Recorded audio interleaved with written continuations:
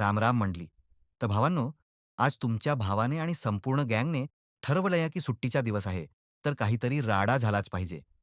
म्हणून आज आपण बनवणार आहे एकदम कडक गावरान स्टाईल व्हेज पुलाव. आता पुलाव म्हणलं की मेहनत आलीच ना राव.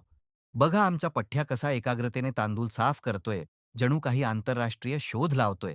इथं आमचा कांदा किंग ड्युटीवर हजर झालाय. डोळ्यात एक थेंब पण पाणी येऊ न देता कांदा कसा कापायचा हे याच्याकडून शिकावं. बॅकग्राऊंडला गाणं वाजतंय आणि इथं पुलावचा पाया रचला जातोय. सामान एकदम तयार आहे बॉस. बटाटे, टोमॅटो, हिरवी मिरची, मसाले सगळं काही जागच्या जागी टकाटक ठेवलंय. अरे, अरे, अरे! थांबा रे भावांनो. पुलाव शिजायला अजून वेळ आहे. तोपर्यंत आमच्या गल्लीतल्या छोट्या डॉनचा जलवा बघा. काय तो डान्स आणि काय त्या स्टेप्स. अख्खी गँग मैदानात उतरलीये.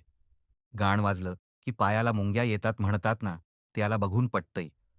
पब्लिक, डान्स आवडला असेल तर आत्ताच लाईक करा. आता वळूयात आपल्या मुख्य कामाकडे. गेनच शेगडी बाजूला ठेवा.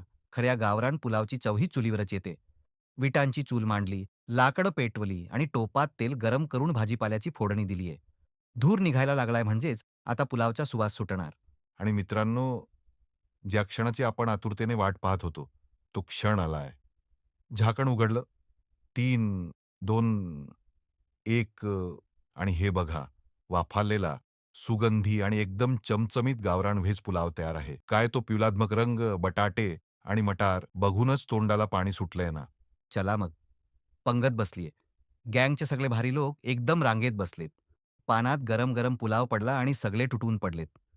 मित्रांसोबत एकत्र बसून गप्पा मारत खाण्यात जी मजा आहे ना भावांनो, ती जगात कुठल्याच मोठ्या हॉटेलमध्ये नाही. काय बोलतीये पब्लिक? जेवण झालं की जबाबदारी पण आली.